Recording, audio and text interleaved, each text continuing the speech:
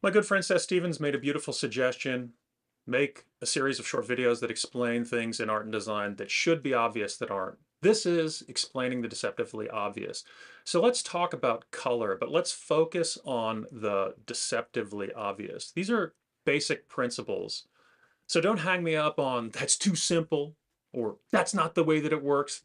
No shit. But let's look at the relationship between art, design, color, and time. Now, we're not going to talk about the perception of color and time over time. That's not the time that we're referring to. And this idea is not found in Albers. It is not found in Itten.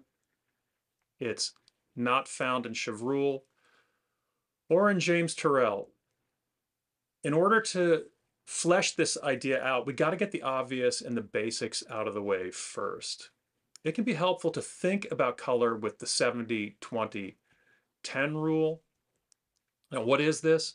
Well, to make it as simple as possible, it's select, when working on a composition, a dominant color that comprises 70% of your composition, a secondary color which comprises 20% of your composition, and an accent color which comprises 10% of your composition. This begs the question of how do I select color?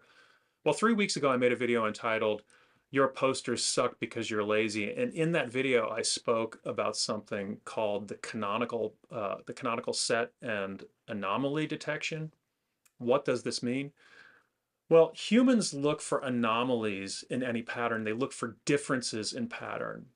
What does this have to do with color? Well, in the context of this video, it means pick colors that deviate from the established cultural canonical set.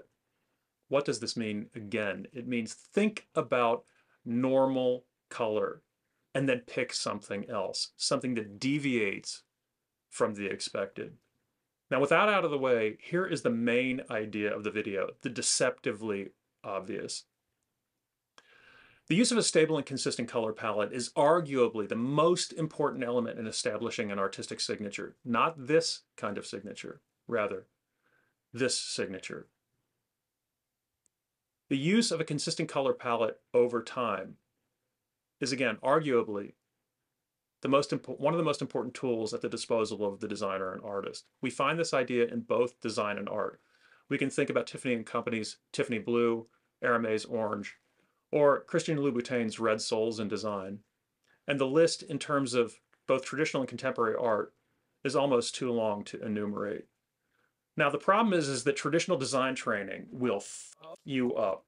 Designers are trained to solve problems with color. Now, this means that they see every project potentially as having a new color palette. And that approach, that ethos, destroys arguably one of their greatest assets as an individual and as a studio. And that is the idea that their work could be immediately recognizable as their own.